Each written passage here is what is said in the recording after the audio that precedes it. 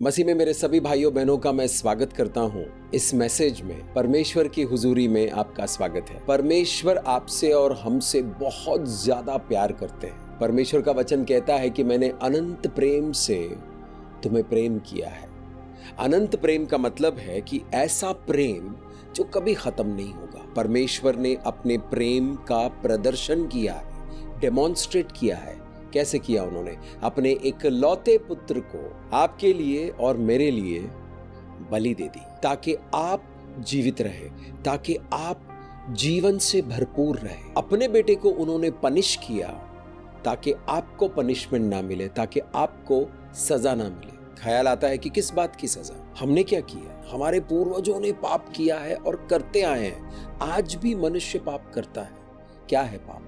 जीवन के खिलाफ जो भी हम काम करते हैं, जो भी सोचते हैं, जो भी कार्य करते हैं जीवन के खिलाफ, उसको पाप कहते हैं। बहुत ही सिंपल डेफिनेशन है। अगर आप अपनी जिंदगी में देखेंगे तो हर रोज आप अपने ही जीवन के खिलाफ और अपने परिवारजनों के जीवन के खिलाफ, अपने दोस्तों के जीवन के खिलाफ, आसपास के लोगों के जीवन के खिलाफ कुछ ना कुछ तो करते ही हैं। हम ऐसे कंपनी में काम करते हैं जहां पर वो कंपनी जो है वो प्रदूषण कर रहा है, वातावरण को खराब कर रहा है, तो हम उस पाप के भागीदार हो गए। और उसी पाप की प्रभुताई से छुड़ाने के लिए और पाप की सजा से छुड़ाने के लिए परमेश्वर ने अपने इकलौते पुत्र की आहुति दी है। अब हमारे ऊपर सजा नहीं आएगी। इसका मतलब ये बिल्कुल नहीं है कि हम धड़ल्ले से पाप करते रहे, धड़ल्ले से हम दूसरों को नुकसान पहुंचाते रहे, धड़ल्ले से हम अपने ही जीवन के खिलाफ काम करें, अपने ही जीवन के खिलाफ बोले, अपने ही जीवन के खिलाफ सोचे, या दूसरों के जीवन के खिलाफ बोले या दूसरों के जीवन के खिलाफ सोचे। अमूमन हमारे रोजमर्रा की जिंदगी में हम कुछ ना कुछ करते ही रहते हैं। आपने जो किया है या कभी किसी हालात में फंसकर आप करने वाले हो, उन सभी चीजों को यीशु मसीह के रक्त के जरिए धोकर शुद्ध कर दिया है। तो शुद्धिकरण आपका हो गया है। उस शुद्धिकरण को ग्रहण कैसे करोगे? परमेश्वर हमसे इतना प्रेम करते हैं और उनकी प्रेम की वजह से हमें मौका मिलता है अंधकार से निकलकर उजियाले में आने का। हमें मौका मिलता है गुलामी से निकलकर आजादी में आने का। आजादी की आदत नहीं है हमें। बुरे सोच की गुलामी में रहे, बुरे लत की गुलामी में रहे, बुरे संगति की गुलामी में रहे, बुरे कार्य की गुलामी में रहे, तो उस बुराई से निकालकर परमेश्वर हमें भलाई की दुनिया में लेकर आ रहा है, आजाद कर रहे हैं। बुराई के दुनिया में हम गुलाम थे, वहां से छुड़ाकर परमेश्वर की आत्मा हमें उजियाले की दुनिया में लेकर आ रहे हैं और उजियाले में चला रहे हैं और आजादी में लेकर आए हैं और आजादी में चला रहे हैं। हमें आदत नहीं है आजादी में चलने की, हमें पता नहीं है कैसे आजादी में चलना है। इस चैनल पर बहुत सारे वीडियोस हैं जो आपको आजादी में चलने के लिए आपको समझदारी देगा, आपको अंडरस्टैंडिंग देगा और आपकी सहायता करेगा। तो इस चैनल के हर वीडियोस को बड़े ध्यान से सुनिए। आजादी में कैसे चलना है। एक इंसान जो 30 सालों से जेल में है, उसे जेल की आदत हो गई, उसे गुलामी की आदत हो गई, उसे बंदिश की आदत हो गई। अगर हम उस इंसान को निकालकर आजादी की दुनिया में लेकर आएंगे तो आजादी की दुनिया में वो टिक नहीं पाएगा, क्योंकि उसे आजादी में चलना आता ही नहीं है। उसको सीखना पड़ेगा। इसलिए रिहैबिलिटेशन होता है, पुनर्स्थापना की जाती है। जो लोग जेल से छूट कर आते हैं 10 साल 20 साल के बाद, उनके पुनर्स्थापना के लिए कुछ संस्थाएं ऐसी है जो उनको आजादी में चलने के लिए उनकी सहायता करता है, क्योंकि उनको आदत हो गई थी बंदिश में रहने की। उसी तरह मानव जाति को आदत हो गई है बंदिशों में रहने की। आप आसपास अपनी नजर को उठाकर देखो, हजारों लाखों करोड़ों लोग बंदिश में चल रहे हैं, आजाद नहीं है। उनको लगता है कि वो आजाद है। जेल में एक इंसान यहां से भागकर वहां जा सकता है, लेकिन वो जेल के अंदर ही है, जेल के बाहर नहीं निकल सकता है। तो पवित्र आत्मा हमें परमेश्वर के वचनों के जरिए ये जो आजादी हमें मिली है, उस आजादी में चलना सिखाती है, अपने जीवन को नियति तक पहुंचाना सिखाती है और अपने जीवन को कामयाब करने के लिए परमेश्वर के वचनों के जरिए हमें पवित्र आत्मा सिखाते हैं। जो पवित्र आत्मा ने मुझे सिखाया वो मैं इस चैनल पर आपके साथ शेयर करता हूं, ताकि आपके जीवन में रोशनी आए। बहुत सारी बातें हैं जो हमें पता नहीं है, क्योंकि हमें गुलामी में चलने की आदत है, बंदिश में चलने की आदत है, अंधेरे में चलने की आदत है। ये उजियाले का जीवन एक नया जीवन है। इस नए जीवन में बहुत कुछ समझना है अगर हमें इस नए जीवन में चलकर कामयाब होना हो तो। परमेश्वर आपसे प्रेम करते हैं, परमेश्वर चाहते हैं कि आपका जीवन एक कामयाब जीवन हो। परमेश्वर चाहते हैं कि आपके जीवन से, मेरे जीवन से उनकी महिमा प्रकट हो, उनकी भलाई प्रकट हो, उनके आशीष प्रकट हो, उनका अभिषेक प्रकट हो, उनका अनुग्रह प्रकट हो और उनकी महिमा, उनकी ग्लोरी प्रकट होती रहे। तो उसी सिलसिले में आज हम एक बहुत ही इंपॉर्टेंट टॉपिक पर बात करने वाले हैं, वो है परमेश्वर के सामने खुलकर आइए। परमेश्वर आपके जीवन को बदलना चाहता है, लेकिन हम लोग परमेश्वर को अपने जीवन के हर एक पहलू देना नहीं चाहते हैं। कुछ जगहों को हमने छुपा कर रख दिया है। क्यों? डर की वजह से, शर्म की वजह से, अपराध बोध की वजह से, आत्मगिलानी की वजह से। परमेश्वर चाहता है कि जैसे तुम हो, जिस तरह हम हैं उसी तरह आए। साफ करके धो धा के जाने की जरूरत नहीं है, वो काम परमेश्वर की आत्मा करेंगे। तो परमेश्वर चाहता है कि खुलकर आओ। पुराने नियम में जब भी परमेश्वर के पास लोग जाते थे शोक मनाते हुए, दुख प्रकट करते हुए या पश्चाताप करते हुए, वो अपने कपड़े फाड़ देते थे। परमेश्वर के सामने ये जताते थे कि हम खुलकर आए हैं, कपड़े हमने फाड़ दिए हैं, अभी कुछ भी आपसे छुपा नहीं है प्रभु, हमारी रक्षा करो, हमें सही मार्ग दिखाओ। मन में बहुत कुछ है, मेरे मन में बहुत कुछ था जो मैं दूसरों के साथ शेयर नहीं कर सकता था, उसको मैंने मन में ही छुपा लिया है। कुछ गुनाह जो मैंने किए हैं उसको मैंने मन में छुपा लिया है। कुछ गलतियां जो मुझसे हुई है उसको मैंने मन में छुपा लिया है। जो पाप मैंने किया, जो दुष्टता मैंने की है, उसको मैंने किसी को बताया नहीं, उसको मैंने अपने मन में छुपा दिया है। जो भी चीज आप छुपाते हो वहां कुछ ऐसी चीजें जमा हो जाती है जो आपके जीवन के लिए अच्छा नहीं है। उदाहरण के तौर पर हमारे घर में बहुत सारा अलग अलग फर्नीचर होता है। कुछ बड़े बड़े फर्नीचर होते हैं, उसको रोज नहीं हिलाते हैं, उसको रोज अपनी जगह से हटाते नहीं है। मे भी साल में एक बार या 2 साल में एक बार उसको हटाकर साफ करते हैं। तो जो बड़े बड़े फर्नीचर पड़े हुए हैं, वो जगह, वो दीवार जो है वो छुपी हुई है। जब हम फर्नीचर को हटाते हैं तब हमें पता चलता है कि उसके अंदर कीड़े हैं, उसके अंदर कॉकरोच है, उसके अंदर मकड़ियों ने जाला बनाया हुआ है, धूल मिट्टी जाकर जमा हो गई है। बाहर बाकी जगह सब हम साफ कर लेते हैं, लेकिन जो छुपी हुई जगह है वहां हमारा सफाई अभियान पहुंचता नहीं है। तो वो जगह जो हम रोज साफ नहीं करते हैं, वो जगह सब गंदगी से भरा हुआ है। फैक्ट्रियों में, गोदाम में कुछ ऐसी जगह होती है जो रोज साफ नहीं होता है। अगर कोई मशीनरी पड़ी है, उसके पीछे गंदा है, उसके नीचे गंदा है। उसी तरह अगर हम अपने मन में किसी चीज को छुपा लेंगे, जहां पर हम छुपाते हैं वहां पर अंधकार की शक्तियां आकर वास करती हैं। मनुष्य का मन इतना गंदा क्यों है? अगर हम ईमानदारी से अपने मन में झांक कर देखेंगे तो बहुत सारी गंदगी दिखती है हमें, लेकिन हम वो किसी को बताना नहीं चाहते, हम उसको छुपाना चाहते हैं। अगर किसी को मेरे मन की बात पता चल गई तो कोई मुझसे दोस्ती भी नहीं रखेगा, कोई रिश्ता नहीं रखेगा, कोई मुझसे प्यार नहीं करेगा, कोई मुझे जॉब नहीं देगा, कोई मेरे साथ बिजनेस नहीं करेगा। इसलिए हम उन चीजों को छुपाते हैं। लेकिन परमेश्वर के सामने आप खुल कर आइए। परमेश्वर चाहता है कि आप अपने मन को खोल कर, जिस तरह पुराने नियम में कपड़े फाड़ कर आते थे, हम अपने मन के सारी छुपी हुई चीजों को निकाल कर सामने रखेंगे परमेश्वर का। परमेश्वर का वचन कहता है कि तुमने ऐसा कुछ नहीं किया है अपनी जिंदगी में जिसको देखकर मैं चौंक जाऊंगा। तुमने ऐसा कुछ नहीं किया है जीवन में जिसको देखकर मैं चौंक जाऊंगा, क्योंकि तुमसे पहले हजारों लाखों लोगों ने ऐसा काम किया है।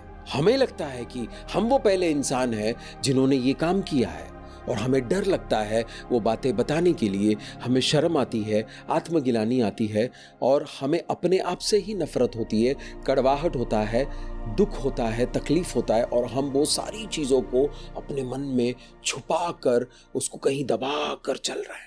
परमेश्वर का वचन कहता है, पवित्र आत्मा कहता है, आज आपसे और हमसे खुलकर आओ मेरे सामने, खुलकर आओ।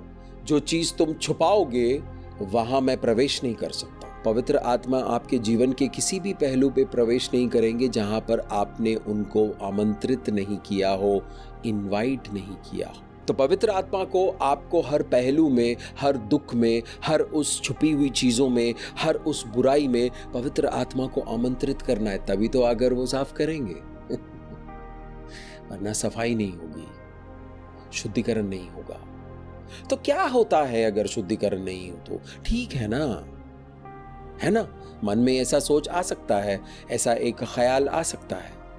अगर आपका घर साफ नहीं किया जाएगा तो घर में बदबू आनी शुरू हो जाएगी। अगर आपका घर साफ नहीं करोगे तो घर में कीड़े आकर बसना शुरू करेंगे।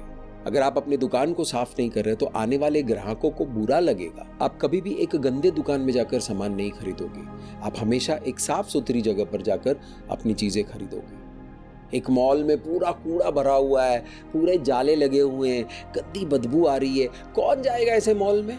इसलिए मॉल में आपने देखा होगा कि सफाई कर्मचारी हमेशा साफ करते रहते हैं, उसको चमकाते रहते हैं। उसी तरह हमारे मन का चमकना जरूरी है, क्योंकि अगर हमारा मन चमक जाएगा तो वहां परमेश्वर की आत्मा का वास होगा और वहां पर रोशनी होगी। क्योंकि वहां पर रोशनी है, आपका जीवन का स्तर ऊंचे स्थानों पर जाएगा। अंधकार हमेशा नीचे स्थानों में होता है, ऐसी जगह पर होता है जहां पर किसी का आना जाना नहीं है। तो फैसला हमारे हाथ में है, क्या हम अपने जीवन को अंधकार में ही रखना चाहते हैं या फिर हमारे जीवन को उजियाले में लाना चाहते हैं? उजियाले में जीवन है। आपने एक छोटा सा गमला ले लिया, उसमें एक बीज डाल दिया और उसको अंधकार में जाकर रखोगे तो अंकुर फूटने के बाद वो बीज दम तोड़ देगा, वो पौधा दम तोड़ देगा, क्योंकि उसको पनपने के लिए रोशनी की जरूरत है। तो अंधकार में अंकुर फूट सकता है। तो हमारा जीवन थोड़ा बहुत शुरू हो सकता है, लेकिन अगर उसको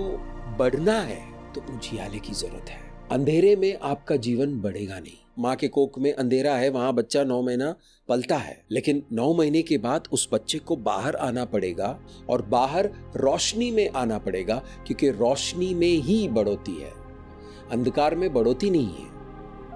अंधकार में कोई चीज शुरू हो सकता है, किसी चीज का जन्म हो सकता है, उसका विस्तार, उसकी बढ़ोती हमेशा उजियाले में होती है। तो मन के अंधकार में कुछ बुरी चीजें पनप रही है, तो आपको वो चीजें बाहर लाकर उसको उजियाले में रखना पड़ेगा, ताकि वो अंधकार से भरा हुआ आपके मन का जमीन फिर से उपजाऊ हो जाए। अगर आपके मन के जमीन उपजाऊ हो गए तो आपके जीवन में तरक्की होगी, आपके जीवन में बहुत सारे अच्छे अच्छे काम होंगे जो आपके जीवन को ऊंचे स्तर पर लेकर जाएगा। इन बातों को ध्यान से सुनिए। इस मैसेज में, इस वीडियो में आपको एक अभिषेक मिल रहा है।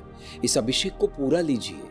आधा मैसेज सुनकर आधा अभिषेक लेकर आधे काम मत कीजिएगा, क्योंकि आधा अभिषेक पूरा काम नहीं कर सकता है। इसलिए अंत तक देखिएगा। हर इंसान के जीवन में ना कमजोरियां हैं। हर इंसान के जीवन में कुछ ऐसी चीजें होती रहती है जो पाप की तरफ होता है, कुछ होता है जो अच्छा काम होता है, परमेश्वर की भलाई की तरफ होता है, कुछ ऐसी सोच विचार होते हैं, कुछ ऐसे काम होते हैं, कुछ ऐसी धारणाएं होती है, कुछ ऐसे नजरिए होते हैं जो पाप की तरफ झुकता है। और जो पाप की तरफ झुकता है वो आपसे गलत काम करवाता है। कौन करवाता है? आपका मन आपसे करवाता है। अरे मन तो हम जो बोलेंगे वही करवाएंगे ना? नहीं, कुछ काम ऐसे होते हैं आपके जीवन में जो आप रोकना चाहते हो, लेकिन वो रुकता नहीं है।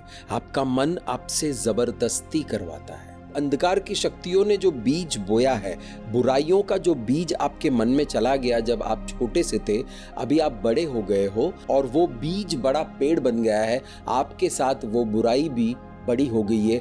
अब वो जबरदस्ती आपसे वो करवाता है। मन के जिस कोने में वो बुराई बसती है, अगर आपने वहां पर रोशनी आने दिया तो वो बुराई वहां पल नहीं सकती है, क्योंकि बुराई हमेशा अंधकार में पलती है, उजियाले में नहीं पलती। मैं घर के ट्यूबलाइट या लाइट या बल्ब की बात नहीं कर रहा हूं, आत्मिक उजियाले की। आत्मिक उजियाला जहां पर है वहां पर परमेश्वर की आत्मा का वास है। आत्मिक अंधकार जहां पर है वहां पर दुष्ट आत्माओं का, गंदी आत्माओं का वास है। तो दुष्ट आत्माएं आपसे बुरा काम करवाती है, अपवित्र आत्माएं आपसे अपवित्र काम करवाती है। परमेश्वर के वचनों में हम ये सीख सकते हैं कि हमारा जो मन होता है, उस मन में सबसे ज्यादा दुष्टता वास कर सकती है।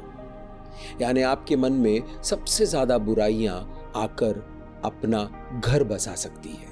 आपको इस बात का एहसास भी नहीं होगा कि उन्होंने एक बहुत बड़ी जगह पर कब्जा करके वहां पर अपनी दुनिया सेट कर दी है। अब वो जो चीज आपके मन में सेट हुआ है वो आपसे बुरा काम करवाती है। लेकिन अगर आप खुल कर आएंगे, आपने परमेश्वर को बोल दिया, प्रभु मेरे मन के सारे दरवाजे मैं तेरी तरफ खोल रहा हूं, खुल कर आएंगे, तो परमेश्वर उन जगहों को शुद्ध करेगा जहां बुराई वास करती है आपके मन में। आज भी मैं परमेश्वर के पास खुलकर जाता हूं कि प्रभु मुझे वहां बुराई दिख रही है, उसको साफ कर दो, मुझे यहां बुराई दिख रही है, इसको साफ कर दो। ऐसा नहीं करूंगा तो परमेश्वर की रोशनी मेरे अंदर बढ़ेगी नहीं। एक बिल्डिंग है जिसमें 500 कमरे हैं, उन 500 कमरों को आपको लाइट अप करना है, उन 500 कमरों में उजियाला चाहिए। तो एक मोमबत्ती से काम नहीं चलेगा, 2 मोमबत्ती से भी काम नहीं चलेगा, 3 मोमबत्ती से काम नहीं चलेगा, 25 मोमबत्ती से भी काम नहीं चलेगा। बहुत ज्यादा लाइट चाहिए अगर आपको 500 कमरों में उजियाला चाहिए तो, और हर कमरे में जाकर लगाना पड़ेगा आपको लाइट। इसलिए इलेक्ट्रिक के वायर के जरिए हम बल्ब्स और ट्यूब्स लगाते हैं। पुराने जमाने में सिर्फ मोमबत्तियां और दिए ही हुआ करते थे। तो अगर आपके मन में थोड़ा सा रोशनी है तो आपके मन का छोटा सा हिस्सा उजियाले में है, बाकी बहुत बड़ा हिस्सा जो है वो अंधकार में है। लेकिन अगर आप अपने मन के दरवाजों को खोल देंगे तो परमेश्वर की रोशनी आपके मन में आएगी और जो अंधकार से भरी हुई जगह है उसको शुद्ध करके वहां पर रोशनी प्रकट होगी। परमेश्वर की आत्मा का वास होगा। जो पहले दुष्ट आत्मा का वास था, गंदी आत्माओं का वास था, उस एरिया को शुद्ध करके वहां पर परमेश्वर की आत्मा का वास होगा। मेरे प्यारे भाइयों और बहनों, अगर परमेश्वर की आत्मा का वास आपके मन में हो गया और आपने अपने पूरे मन में परमेश्वर की आत्मा को आकर वास करने दिया तो आप इस दुनिया में बहुत शक्तिशाली हो जाओगे, परमेश्वर के जैसे हो जाओगे। उत्पत्ति की किताब में लिखा है कि मैंने मनुष्य को अपने जैसा बनाया है। मनुष्य परमेश्वर नहीं है, परमेश्वर के जैसे हो सकते हैं अगर आपके मन में अंधकार ना हो तो। मनुष्य ने पाप किया और पाप करने की वजह से वो परमेश्वर की महिमा से नीचे गिरे, उनका जीवन गिरा हुआ हो गया। तो हम सब गिरे हुए जीवन में से आते हैं और उस गिरे हुए जीवन में से परमेश्वर हमें उठाते हैं, हमें शुद्ध करते हैं और हमें अंधकार से निकालकर उजियाले में लेकर आते हैं, बंदिश और गुलामी से लेकर आजादी में लेकर आते हैं। उस सफर को तय करने के लिए मन का शुद्ध होना बहुत जरूरी है। जो अपराध हम करते हैं, जो गुनाह हम करते हैं, उसके बारे में हम दूसरों को बताना नहीं चाहते। उसके पीछे वजह है, डर है।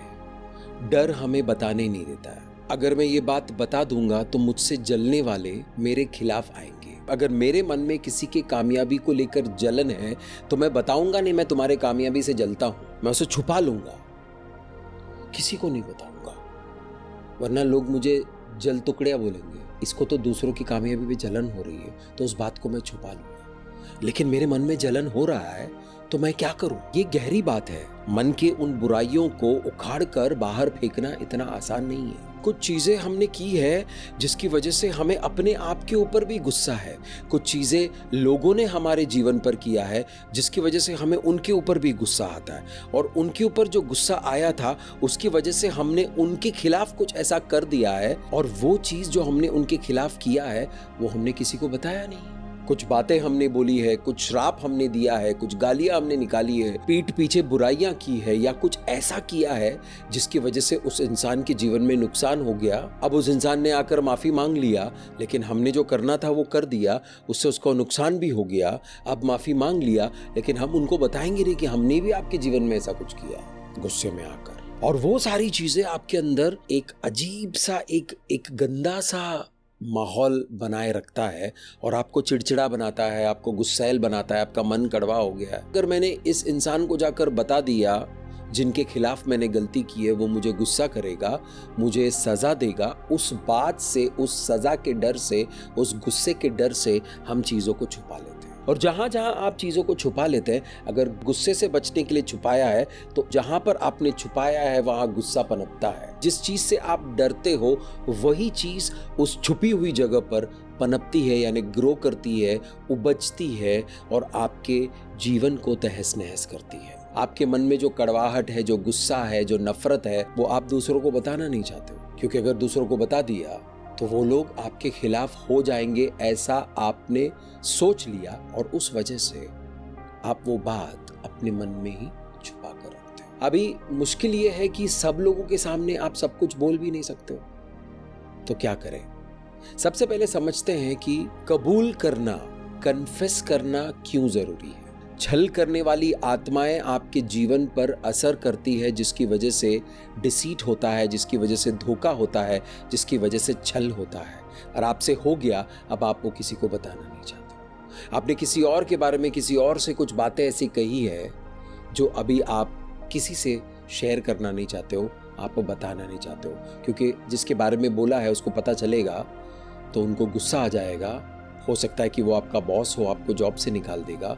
हो सकता है कि आपकी बीवी हो, आपका पति हो, आपके माता पिता हो, आपके परिवारजन हो, आपके दोस्त हो, कोई भी हो सकता है। उनको पता चलेगा तो वो लोग आपको सजा देंगे। उस बात के डर से आप उस चीज को छुपा लेते हो। किसी के बारे में गलत गवाही दी आपने, आपको उस इंसान से गुस्सा था, आपने गलत गवाही दी। उस गलत गवाही की वजह से उस इंसान को बहुत नुकसान उठाना पड़ा, बहुत बेइज्जती सहनी पड़ी, बहुत सारे प्रॉब्लम से होकर गुजरे हैं। आप कन्फेस नहीं करोगे, आप कबूल नहीं करोगे कि आपने झूठी गवाही दी है। क्यों?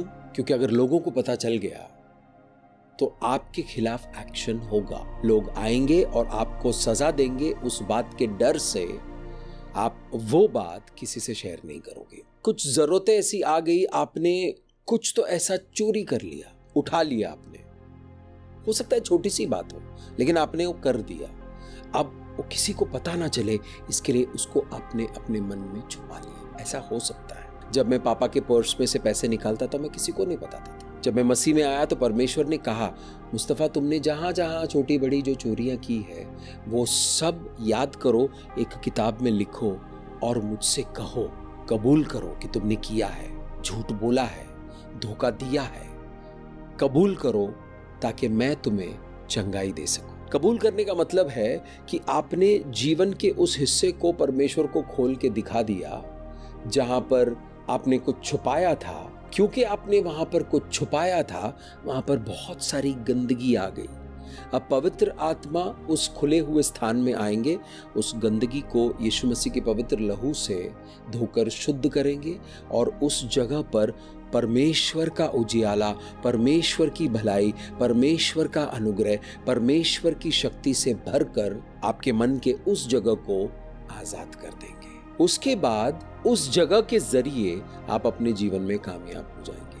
जरा सोचिए, अगर आपके मन जो इतना बड़ा है, उस पूरे मन में सफाई हो गई, सैंक्टिफिकेशन हो गया, शुद्धिकरण हो गया, और उन सभी जगहों पर जहां गंदगी बसती थी वहां पर परमेश्वर की आत्मा ने प्रभु यीशुआ मसीहा के रक्त से धोकर उन जगहों को शुद्ध किया और वहां पर परमेश्वर की रोशनी आई, परमेश्वर का अभिषेक आया, परमेश्वर का सामर्थ्य आया, तो आपका जीवन ऊंचे स्थानों पर जाने से कोई नहीं रोक सकता। मन के जिस कोने में आप चीजों को छुपाते हो वहां पर आत्मिक कीड़े लग जाते हैं, और वो कीड़े सिर्फ उस स्थान पर सीमित नहीं होते हैं, वो कीड़े वहां पर बनते हैं और फिर धीरे धीरे सभी जगहों पर पहुंचते हैं। आपके मन के हर कोने में वो कीड़े पहुंच जाते हैं और आपके डिसीजन पर उनका असर होता है। आप जो फैसला लेते हैं वो कीड़ों की मर्जी से लेते हैं,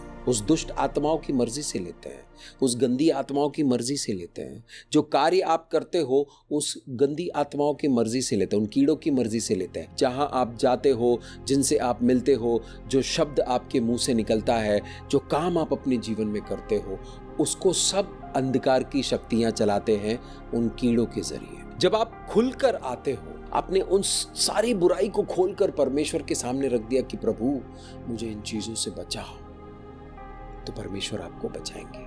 जब आप कन्फेस करते हो, जब आप कबूल करते हो, तो वो शुरुआत होती है आपके पश्चाताप की। पश्चाताप का मतलब छाती पीटकर रोना नहीं है। पश्चाताप का मतलब है मन परिवर्तित करना। रिपेंटेंस का मतलब है मन परिवर्तित करना। बहुत लोगों को ऐसा लगता है पश्चाताप मतलब छाती पीटकर रोने से पश्चाताप हो जाएगा। वो शुरुआत है, छाती पीटने की जरूरत नहीं। यीशु मसीह इतना मार खा चुके हैं कि आपको अभी अपने आप को मारने की जरूरत नहीं है।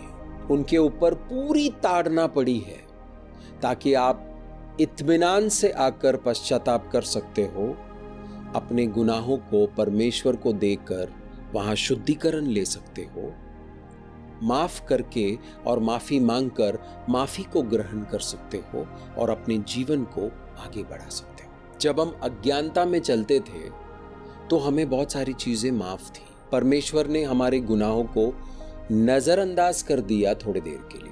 लेकिन अब हमें समझ आना शुरू हुआ है, तो परमेश्वर चाहते हैं कि हम सब अपना मन फिराव करें, यानी बुराई से अपना मन फेर कर भलाई की ओर करे, अंधकार से अपना मन फिराकर परमेश्वर की उजियाले की ओर करे, गुनाह और पाप से मन फिराकर परमेश्वर की धार्मिकता को ग्रहण करने के लिए हमेशा तैयार रहे। हमारी कोशिश हमेशा ये रहनी चाहिए कि हम परमेश्वर के धार्मिकता के मुताबिक चले, परमेश्वर की धार्मिकता को ओढ़ कर चले। जब यीशु मसीह के पवित्र लहू को ओढ़ कर चलते हैं तो हम परमेश्वर की धार्मिकता को ओढ़ कर चलते हैं। परमेश्वर के काम करने के तरीके, परमेश्वर की धार्मिकता। अगर हम परमेश्वर के वचनों को नहीं पढ़ेंगे, परमेश्वर के वचनों में से हम प्रकाशन नहीं लेंगे, उसका अध्ययन नहीं करेंगे, उसकी स्टडी नहीं करेंगे, तो हमें पता ही नहीं चलेगा कि परमेश्वर की धार्मिकता क्या है और परमेश्वर किस तरह हमारे जीवन में काम करता है। अगर हमें पता नहीं चलेगा कि परमेश्वर किस तरह हमारे जीवन में काम करता है, तो हम परमेश्वर के साथ मिलकर काम नहीं कर सकते। परमेश्वर चाहते हैं कि हमारा मन फिराव हो। नीति वचन 28, 13 और 14 पढ़ेंगे। जो अपने अपराध छुपा कर रखता है उसका कार्य सफल नहीं होता, परंतु जो उनको मान लेता है और छोड़ भी देता है उस पर दया की जाएगी।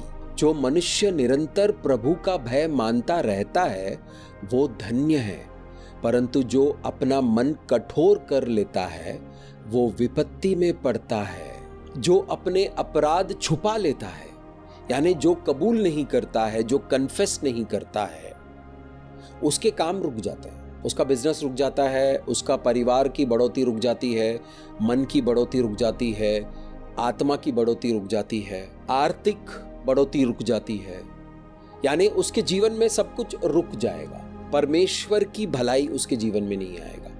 दुष्टता बढ़ती रहेगी, बुरे काम बढ़ते रहेंगे, परंतु परमेश्वर की भलाई, परमेश्वर की शांति, परमेश्वर की बढ़ोतरी उस इंसान को नहीं मिलेगा, उस संस्था को नहीं मिलेगा जो अपने अपराध छुपा कर चलता है।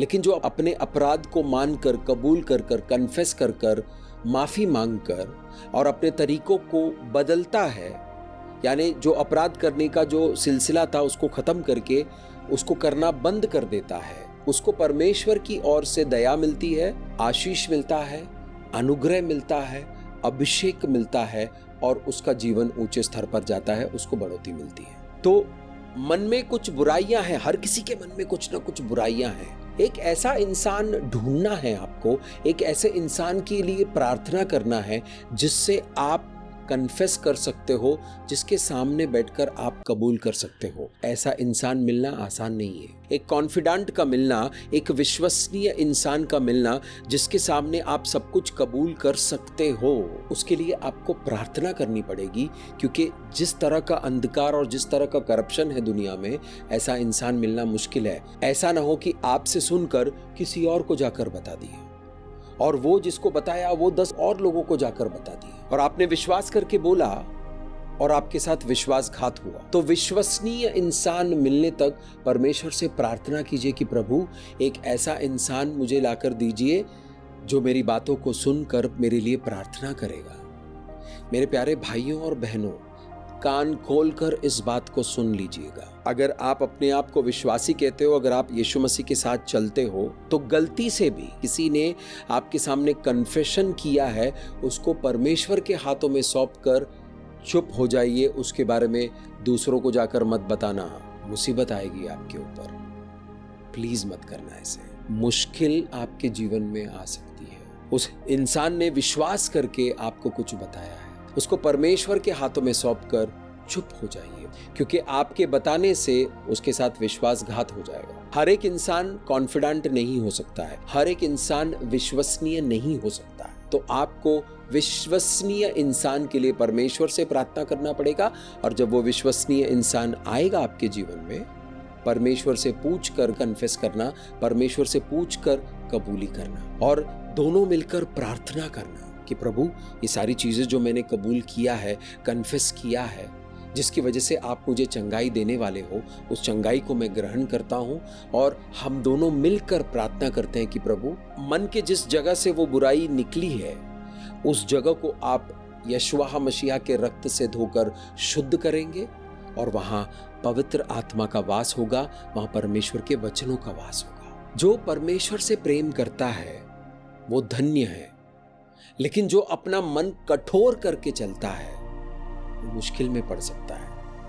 परमेश्वर का वचन कहता है जब पवित्र आत्मा एक संदेश लेकर आपके पास आया है, जब पवित्र आत्मा परमेश्वर का वचन लेकर आपके पास आया है, तो अपने मन को कठोर मत करो, क्योंकि एक कठोर मन आपको मुश्किल में डाल सकता है। आपके जीवन में एक विपदा आ सकती है, एक मुश्किल आ सकता है, जिसकी वजह से आप हो सकता है कि लंबे समय तक परेशान रहो। इसलिए मन को कठोर मत करो। नहीं, मैं नहीं बता सकता किसी को। परमेश्वर को बताइए, सब खोलकर परमेश्वर को दिखाइए कि प्रभु देखो मेरे मन में क्या क्या पड़ा हुआ। जलन है, दुष्टता है, झूठ है, फरेब है, मर्डर है। आपने किया नहीं मर्डर, लेकिन करने का सोचा था। इन सारी बुराइयों को खोलकर परमेश्वर की आत्मा को दिखाइए, ताकि परमेश्वर की आत्मा वहां पर आपको चंगाई दे सके। जब तक उन बुराइयों को निकालकर वहां शुद्धिकरण नहीं होगा, आपकी चंगाई नहीं होगी। इसलिए परमेश्वर कहता है कि जो कबूल करता है वो आगे बढ़ता है, उसके काम आगे बढ़ते रहते हैं, उसका काम रुकता नहीं है। अगर आपके जीवन में काम रुके हुए हैं, अगर आपके जीवन में आपका परिवार का बढ़ोतरी रुका हुआ है, अगर आपके जीवन में आर्थिक स्थितियां रुकी हुई है, आपके बिजनेस के क्षेत्र में रुका हुआ है चीजें, तो आपका कन्फेशन कहीं रुका हुआ है। और कबूल करने में कोई दिक्कत नहीं है, क्योंकि यीशु मसीह कहते हैं कि मैं पापियों के लिए ही तो आया हूं। मैं उन लोगों के लिए आया ही नहीं हूं जो ये साबित करना चाहते हैं कि मैं पापी नहीं हूं। मैं उन लोगों के लिए आया ही नहीं हूं। मैं उन लोगों के लिए आया हूं जो कबूल करते हैं कि प्रभु हमने पाप किया है, हम पापी हैं, हमें क्षमा करो। तभी मन का परिवर्तन होगा, तभी वहां पर जीवन की नदियां बहेगी, वरना सब कुछ रुक जाएगा। रोमियो की किताब अध्याय 3 22 और 23। अर्थात परमेश्वर की वो धार्मिकता जो यीशु मसीह पर विश्वास करने से सब विश्वास करने वालों के लिए है, क्योंकि कुछ भेद नहीं, इसलिए कि सबने पाप किया है और परमेश्वर की महिमा से रहित है। परमेश्वर की धार्मिकता हम सभी लोगों के लिए एक समान अवेलेबल है। हम सब उस धार्मिकता को ग्रहण कर सकते हैं। यानी परमेश्वर के काम करने के तरीके, परमेश्वर के सोचने के तरीके, परमेश्वर कैसे हमारे जीवन को चलाना चाहते हैं, वो धार्मिकता, वो प्रोसेस हम सब ग्रहण कर सकते हैं। परमेश्वर की धार्मिकता को हम ओढ़कर चल सकते हैं। इसमें कोई भेदभाव नहीं, अरे इसको नहीं मिलेगा या उसको नहीं मिलेगा। जो भी यीशु मसीह पर विश्वास करता है उन सबको परमेश्वर की धार्मिकता एक समान मिलेगा। ऐसा क्यों एक समान? क्योंकि सब लोगों ने पाप किया है। हर एक इंसान परमेश्वर की महिमा से गिरा हुआ है। हर एक इंसान के अंदर परमेश्वर की महिमा नहीं है। क्यों? नाफरमानियों की वजह से, गुनाहों की वजह से, बुराइयों के साथ देने की वजह से, बुराइयों को पालने की वजह से, बुराइयों के साथ चलने की वजह से, पाप की वजह से। अगर कोई इंसान ये बोलता है कि नहीं नहीं मेरे अंदर कोई पाप नहीं है, मैं तो धुल चुका हूं, मैं साफ हो चुका हूं, तो वो झूठ बोल रहा है, अपने आप को धोखा दे रहा है। जो भी इंसान झूठ बोलता है वो दूसरों को तो बाद में धोखा देता है, वो खुद को धोखा दे रहा है। मेरे जीवन का एक बहुत बड़ा हिस्सा झूठ में निकला है। एक वक्त ऐसा आया कि मेरा जो झूठ है उसको भी मैं सच मानने लग गया था। उससे क्या हुआ?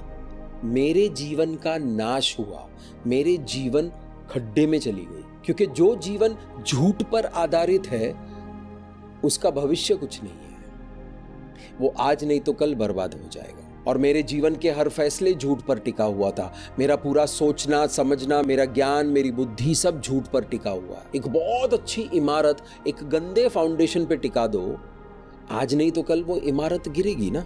नहीं, इमारत ऊपर से अच्छी थी, कोई फर्क नहीं पड़ता है, बुनियाद खराब थी। कबूल करना, कन्फेस करना आपकी बुनियादों को मजबूत कर देगा। जो इंसान कबूल नहीं करता है, जो इंसान कन्फेस नहीं करता है, जिस विश्वासी के पास एक कॉन्फिडेंट नहीं है, एक विश्वसनीय इंसान नहीं है जिसके सामने बैठकर अपने मन के उन बुराइयों को वो कन्फेस कर सकता है, कबूल कर सकता है, उसके जीवन में मुश्किल आ जाएगी। तो परमेश्वर से प्रार्थना कीजिए या फिर परमेश्वर से कहिए। प्रार्थना में जाइए, परमेश्वर से कहिए, परमेश्वर से सारी बातें बोलकर, सोचकर नहीं, बोलकर बताइए। परमेश्वर से बोलिए, किताब में लिखिए अपनी बुराइयों को और परमेश्वर को बोलिए। परमेश्वर सुनने के लिए हमेशा तैयार है और आपको आजाद करने के लिए भी हमेशा तैयार है। अगर कोई इंसान नहीं मिलता है तो परमेश्वर से बोलिए। एक इंसान होगा तो अच्छा है, क्योंकि आपको भी तसल्ली हो जाएगी किसी एक इंसान को हमने बता दिया। हम पूरी तरह से तब बदले जाएंगे जब यीशु मसीह आएंगे। यीशु मसीह आने से पहले अगर मैं सो गया तो मेरे सोते तक मैं बदलाव के उस प्रक्रिया में हूं। जब तक मैं सो नहीं जाता हूं, हो सकता है 20 साल के बाद सो जाऊं, हो सकता है 50 साल के बाद सो जाऊं, लेकिन जब तक मैं सो जाता हूं तब तक मैं बदल रहा हूं। लेकिन यीशु मसीह 5 मिनट में आएंगे तो पलक झपकते ही मैं बदल जाऊंगा, आप बदल जाओगे। सो ये बदलने का जो प्रक्रिया है कंप्लीट नहीं हुआ है। तो कोई भी इंसान जो इस वक्त जीवित है ये नहीं बोल सकता है कि उसके मन में पाप नहीं है, उसके जीवन में पाप है ही नहीं, वो अंधकार में चल रहा है। जो कबूल करता है कि मैं पापी हूं उसके साथ यीशु मसीह है। जो कबूल करता है कि मैं कमजोर हूं उसके कमजोरी में यीशु मसीह अपनी शक्ति देते हैं। मेरे प्यारे दोस्त, कबूल करना जरूरी है। अगर आपके मन में कोई भी ऐसी चीज है जो आपने दबा कर रखी है, हो सकता है 20 साल पहले दबाया हो, वो एरिया पूरा गंदा हो गया होगा अभी तक, हो सकता है 2 महीने पहले दबाया, कम गंदा हो गया, उसको कबूल करके परमेश्वर के हाथों में सौंप दीजिए। मन के उस हिस्से को खोलकर परमेश्वर के हाथ में दीजिए। खुल कर आइए परमेश्वर के सामने, खुल कर आइए, छुपा कर मत आइए। नहीं ये नहीं दिखाऊंगा, नहीं वो नहीं दिखाऊंगा, ना ना ना ना, सारी बुराइयां दिखाइए, सब कुछ अच्छा बुरा सब कुछ परमेश्वर के सामने खुला रखिए। परमेश्वर आपसे प्रेम करने वाला परमेश्वर है। अच्छा इसके अंदर ये है, अच्छा इसके अंदर वो है, अच्छा इसके अंदर है, मारो इसको। परमेश्वर उन स्थानों पर जाकर उन बुराइयों को उखाड़ कर निकालेंगे। आपके मन के उन जगहों को यीशु मसीह के पवित्र लहू से धोकर शुद्ध करके वहाँ पवित्र आत्मा के जरिए वचन को स्थापित करेंगे, वहाँ पवित्र आत्मा के जरिए रोशनी को स्थापित करेंगे और वो जगह परमेश्वर की महिमा के लिए रेडी हो जाएगा। इसलिए कबूल करना, कन्फेस करना बहुत जरूरी है मेरे दोस्त। परमेश्वर से प्रार्थना कीजिए कि प्रभु एक ऐसा इंसान भेजिए मेरे जीवन में जिससे मैं अपनी सारी बातें बता सकता हूँ। वो इंसान विश्वसनीय होना जरूरी है। आप परमेश्वर पर विश्वास कीजिए उस इंसान पर विश्वास करने के लिए। उस इंसान पर डायरेक्ट विश्वास मत कीजिए, आप परमेश्वर पर विश्वास कीजिए कि प्रभु मैंने इस इंसान से अपनी बातें सब शेयर कर दी है, मैंने कबूल कर दिया, मैंने कन्फेस कर दिया है, अभी आप संभालिए। तो वो इंसान कुछ कर ही नहीं पाएगा, परमेश्वर संभालेंगे उस इंसान। आपका कबूलनामा परमेश्वर संभालेंगे, आपका कन्फेशन परमेश्वर संभालेंगे। आइए 1 यूहन्ना 1 अध्याय 6 से लेकर 10 तक पढ़ेंगे। यदि हम कहें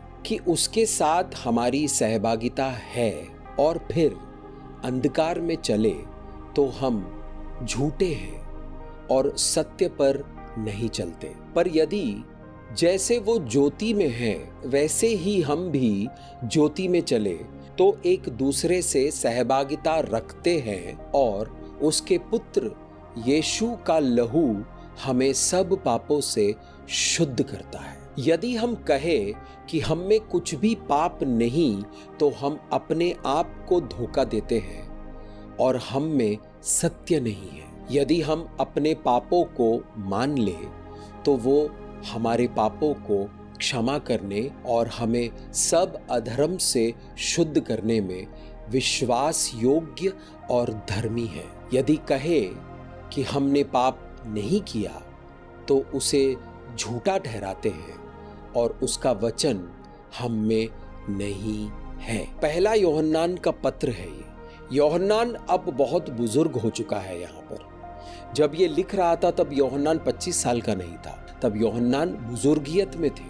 बुजुर्गियत में जो होते हैं उनसे सुनने का क्या फायदा, क्योंकि उन्होंने अपने पूरे जीवन में जो अनुभव किया है उसके बिना पर आपसे कुछ बातें बताते हैं। तो उनकी बातें किसी किताब में पढ़कर निकली हुई बातें नहीं है, उनकी बातें उनके जीवन के अनुभव पर आधारित है। यूहन्ना मरते दम तक यीशु मसीह पर विश्वास करके अपने जीवन को पूरी तरह से समर्पित करके सेवकाई करते हुए चले थे। तो हमें इन शब्दों को, इन वाक्यों को अच्छे से समझकर हमारे जीवन में किस तरह इसको अमल में लाना है उसको सीखना पड़ेगा, समझना पड़ेगा, उसका ज्ञान लेना पड़ेगा। तो ही हम जिस तरह यूहन्ना चले थे उस तरह हम भी चल सकते हैं। यदि हम कहें कि उसके साथ हमारी सहभागिता है, किसके साथ हमारी सहभागिता है?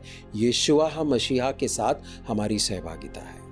अगर हम कहें कि हम यीशु मसीह के चेले हैं, हम यीशु मसीह को प्यार करते हैं, हम यीशु मसीह के साथ चलते हैं, उन पर विश्वास करते हैं, उनके साथ सहभागिता करते हैं, और अंधकार के साथ भी चलते हैं तो कुछ गड़बड़ है भाई, कुछ एरर है हमारे जीवन में, कुछ छल है, कुछ कपट है, कुछ छुपा हुआ है हमारे मन में जो हमें पूरी तरह से उस सहभागिता में चलने के लिए आजाद नहीं किया है। हमारे ही मन में है वो बातें, दूसरे के मन में नहीं है, तीसरे से आपका कोई लेना देना है नहीं। आपके मन में कुछ ऐसी बातें हैं जो छुपी हुई है, आपके मन में कुछ ऐसी जगह है जो अभी भी अंधकार में है। परमेश्वर से प्रार्थना करोगे, पवित्र आत्मा से विनती करोगे तो पवित्र आत्मा आपको वो जगह दिखाएंगी। जब वो जगह दिखाएंगे तो अपने मन को कठोर नहीं करना है, कन्फेस करना है, कबूल करना है। हाँ प्रभु, ये गलती है मेरी, मैं बहुत झूठ बोलता था। जब प्रभु ने कहा कि मुस्तफा तुम झूठ बहुत बोलते हो, मैंने प्रभु से कहा हाँ प्रभु मैं बहुत झूठ बोलता हूँ, मुझे क्षमा करो। जब मैं मसीह में नया नया आया तो प्रभु ने कहा मुस्तफा तुम्हारे अंदर व्यभिचार है, फॉर्निकेशन है, सेक्सुअल इमोरालिटी है। तो मैंने प्रभु से कहा था हाँ प्रभु मेरे अंदर है, मुझे इन चीज़ों से बचाओ। जब प्रभु ने मुझसे कहा था कि तुम्हारे अंदर अविश्वास है, तो मैंने प्रभु से कहा हाँ प्रभु मेरे अंदर अविश्वास है, मुझे इस अविश्वास से बचाओ। प्रभु ने कहा कि तुम्हारे मन में बहुत सारा दुष्टता है, तो मैंने कहा प्रभु से प्रभु मेरे अंदर है दुष्टता, मुझे इस चीज़ से बचाओ। अंगीकार करना, कन्फेस करना। जब प्रभु आपको कुछ दिखाते हैं तो उसको मान लेना। प्रभु ने मुझसे कहा मुस्तफा तुम बहुत बड़े अहंकारी हो। अगर मैं ये कहता नहीं प्रभु मेरे अंदर कोई अहंकार नहीं है, मैं तो बड़ा विनम्र सा आदमी हूँ, देखो मैं कितना विनम्र हूँ, मैं लोगों के पैरों में जाकर बैठा रहता हूँ, तो मैं अपने आप से झूठ बोल रहा हूँ, अपने आप को धोखा दे रहा हूँ। क्योंकि जितना मैं अपने आप को नहीं जानता हूँ उतना परमेश्वर मुझे जानता है। परमेश्वर को प्रॉपर पता होता है कि मेरे मन में किस हिस्से में किस तरह का अंधकार को मैंने छुपा कर रखा हुआ है, किस तरह की बुराई को मैंने छुपा कर रखा हुआ है। हमें सत्य के साथ चलना है क्योंकि सत्य हमें आजाद करेगा। झूठ कभी भी आपको आजाद नहीं करेगा, झूठ कभी भी मुझे आजाद नहीं करेगा, हमेशा सत्य मुझे आजाद करेगा। सत्य क्या है? सत्य की खोज करोगे तो आप सत्य को प्राप्त हो जाओगे। यशुआ मसीहा सत्य है, उन्होंने कहा कि मैं ही सत्य हूं। आपको यशुआ मसीहा ही आजाद कर सकते हैं। उसके लिए आपको खुलकर आना पड़ेगा, छुप कर नहीं आ सकते हो। पिता परमेश्वर आपसे प्रेम करते हैं, आपको सजा नहीं देने वाले हैं। आपसे कह रहे हैं कि खुलकर आओ।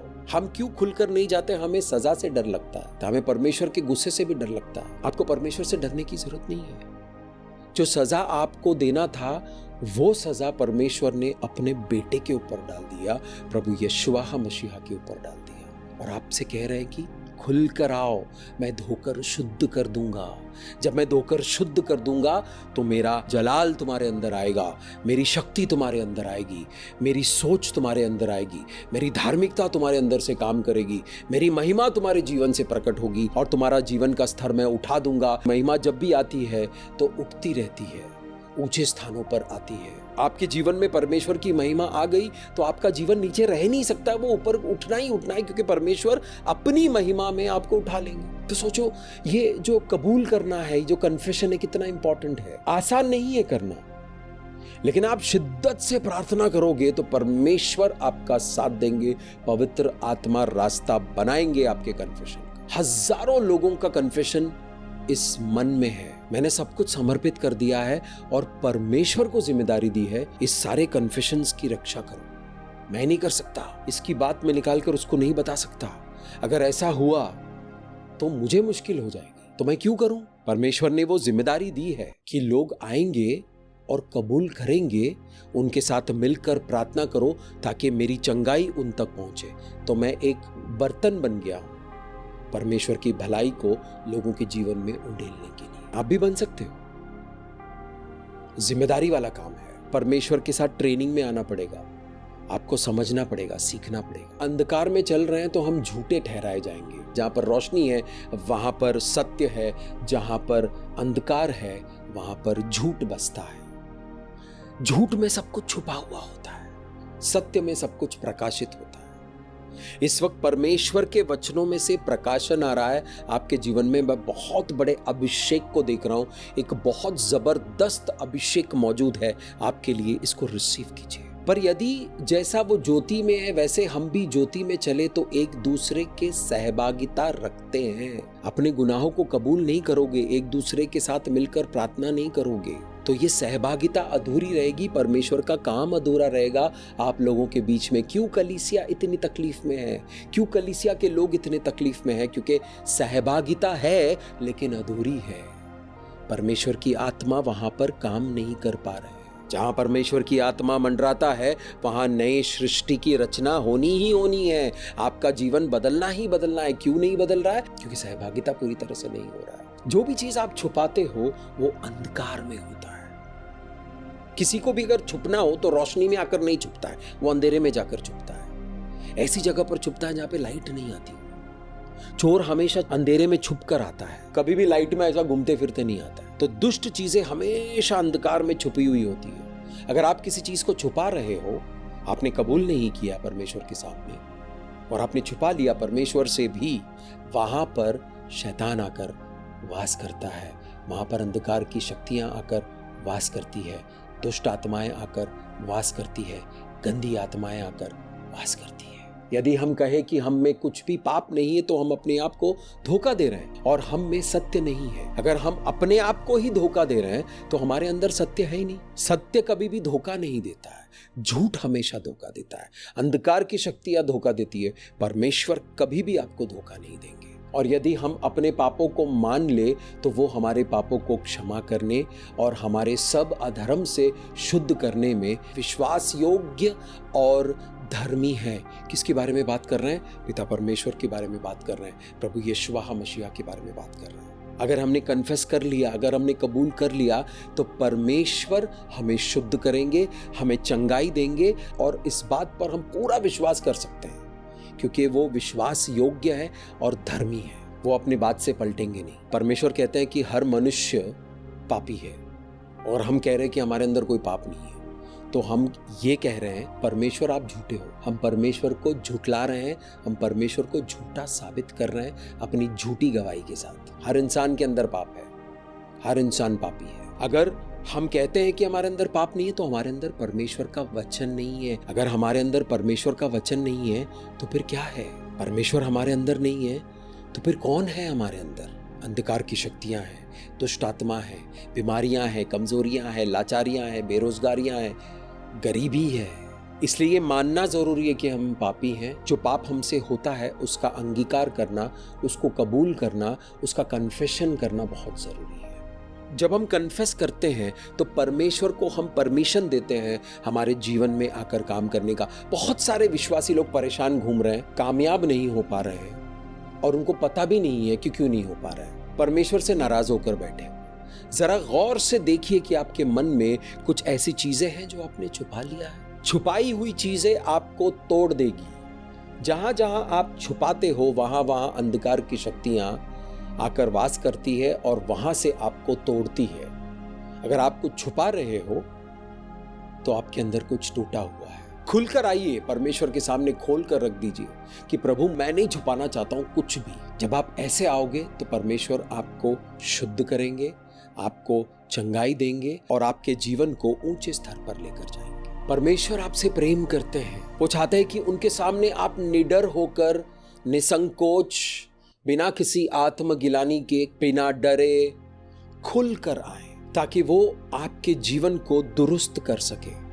जब हम मैकेनिक के पास गाड़ी लेकर जाते हैं तो गाड़ी को खोल देता है, फिर वो ठीक करना शुरू करता है। कंप्यूटर ले जाकर देते हैं, लैपटॉप देते हैं रिपेयर करने के लिए, तो क्या करते हैं? लैपटॉप को खोल देते हैं पूरी तरह से, फिर वो एक एक पुर्जा निकाल कर रिपेयर करते हैं, साफ सूफ करके ठीक करके दे देते हैं। फोन देते हैं, फोन खराब हो गया तो फोन को पूरा खोल देते हैं, फिर उस फोन को ठीक करके आपको देते हैं ताकि वो फोन चले। हमारा जीवन खराब हुआ है, अगर हम परमेश्वर को खोलकर रिपेयर करने नहीं देंगे तो हमारा जीवन रिपेयर नहीं होगा। हम नए जीवन में ठीक से चल नहीं पाएंगे। परमेश्वर के राज्य में कामयाब होकर अपने जीवन को ऊंचे स्थानों पर नहीं ले जा पाएंगे। परमेश्वर चाहता है, वो हमारा साथ देने के लिए तैयार है, हमें खुलकर जाना है। मेरे प्यारे भाई, मेरे प्यारे बहन, इस वक्त जो भी इस वीडियो को देख रहा है, इस बात को अच्छे से समझिए। आंखों को बंद कीजिए, प्रार्थना में जाएंगे, धन्यवाद करेंगे परमेश्वर के इस प्रेम के लिए। परमेश्वर चाहते हैं दिल से, परमेश्वर अपने मन से चाहते हैं, दिल से चाहते हैं, अपने प्रेम से भरे हुए दिल से चाहते हैं कि आप अपनी चीजों को खोल कर रखें ताकि वो आपके जीवन को दुरुस्त कर सके। इस समय के लिए धन्यवाद करते हैं पिता परमेश्वर। इन शब्दों के लिए, इन वचनों के लिए धन्यवाद करते हैं पिता परमेश्वर।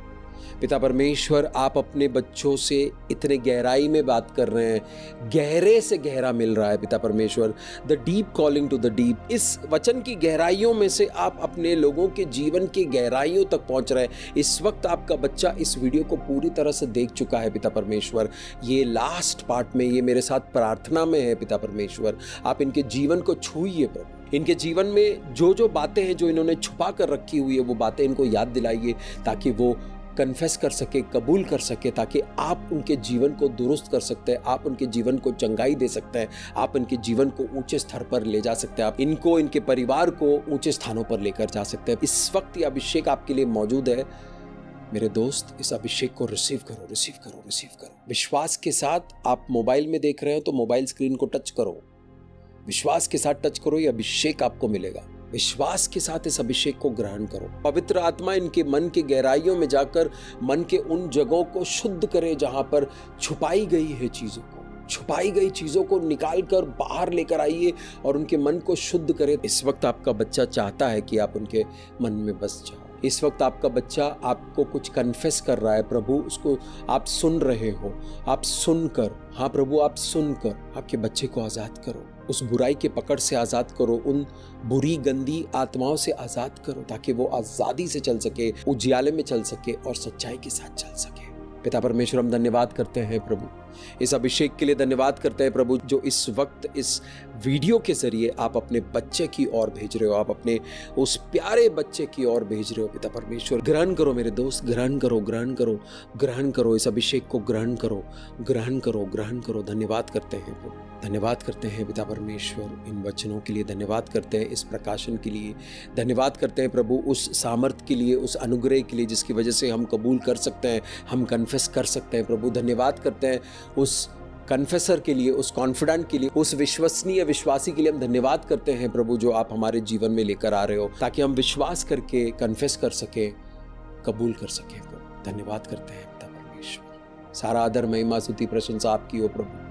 हर एक प्रार्थना आपके समक्ष एक खुशबू बनकर आती है, ये प्रार्थना भी आपके समक्ष एक खुशबू बनकर आएगी पिता परमेश्वर। इस प्रार्थना को हम यीशु नाज़री के पवित्र लहू में ढाकते हैं और इस प्रार्थना को हम यीशु नाज़री के पवित्र पवित्र पवित्र नाम से मांगते हैं, आमीन। मेरा नाम मुस्तफ़ा है और मैं प्रभु यीशु मसीह का दास हूँ। परमेश्वर आपको आशीष करे, आमीन।